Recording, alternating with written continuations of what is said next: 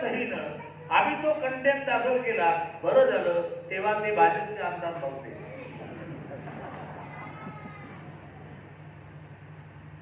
आणि दाखल केल्यानंतर तुम्हाला आश्चर्य वाटेल, माझ्याकडे पत्र आहे केराम साहेब, दाखल केल्यानंतर महाराष्ट्र गव्हर्नमेंटचं पत्र आलं आणि त्या पत्रामध्ये 12,500 हा आकडा सांगितला की 12,500 लोक बोगस आहेत आणि त्यांना आपण काढून टाकणार आहोत. पण त्यांना काढलं नाही. कोणतंही सरकार असो, एकदा लागल्यावर माणसाला काढणं मोठं मुश्किल जाते आणि म्हणून त्यांनी काढलं नाही. त्यांना अधिसंख्य केलं. आम्हाला वाटलं काही फरक पडत नाही, आम्हाला अधिसंख्य करा, काय करायचं ते करा, पण त्या ठिकाणी खऱ्या आदिवासींची भरती करा. पण तेव्हापासून मध्ये उद्धव ठाकरेंचं सरकार आलं, आता पुन्हा फडणवीसांचं सरकार आलं, पण कोणत्याही सरकारला मात्र आदिवासीची भरती करायला वेळच मिळत नाही, वेळ सापडत नाही. घोषणा मात्र सातत्यानं करतात. आम्ही असं करू, आम्ही तसं करू, मोठ्या मोठ्या घोषणा.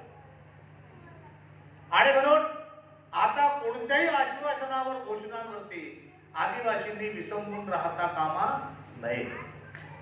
कारण या फसव्या घोषणा असतात आणि त्यांना वाटते आदिवासी माणसं साधे पुढे काही सांगायचा विश्वास बसतो याच्यावरती. असं होत गेला आहे. जरा हे सूत्र आपल्याला बदललं पाहिजे. पेसा केराम साहेब, पेसा जो आहे, आम्ही तर स्वायत्त परिषद मागितली. त्यासाठी मी 95ला इथे 2 दिवसाचं राऊंड टेबल कॉन्फरन्स घेतली होती. पण सरकारने आम्हाला पेसा दिला. पण पेसा जो आहे हा 1950ला जेव्हा शेड्यूल एरिया डिक्लेअर झाले राष्ट्रपतीच्या सहीने, ते शेड्यूल एरिया आजही कायम आहे. 1950ला. आणि पेसा कुठे आहे? पेसा त्या शेड्यूल एरियामध्ये आहे. शेड्यूल एरियाच्या बाहेर पेसा नाही. आणि शेड्यूल एरिया जो एरिया तयार झाला तो 1950ला. आज त्याला किती वर्ष झाली? 75 वर्ष झाली. स्वातंत्र्याचा अमृतकाल सुरू आहे. 75 वर्ष झाली. 75 वर्षामध्ये पेसाचे नियमन, त्यांच्या सीमा अजिबात बदलल्या. खरं म्हणजे त्याचं पुन्हा सर्वेक्षण झालं. पेसाचा एरिया जो आहे तो डेव्हलप होतो, वाढू शकतो. आणि म्हणून पेसा त्या अर्थानं आपण घेतला पाहिजे, मला असं वाटते. तिसरी गोष्ट अशी आहे, अनेक आपण आदिवासींच्या गोष्टी या ठिकाणी केल्या, इतिहासाच्या गोष्टी केल्या.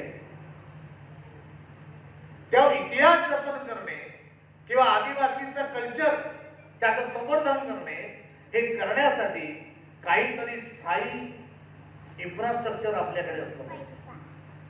नुसतं बोलून चालत नाही. आणि म्हणून त्यासाठी आम्ही यवतमाळमध्ये आदिवासींची सांस्कृतिक धरोहर हे जतन करण्याकरता बिरसा मुंडा स्मारकाची कल्पना मांडली होती. आणि त्यासाठी आपण 20 एकराचा प्लॉट आपण गव्हर्नमेंटकडे त्याची मागणी केली.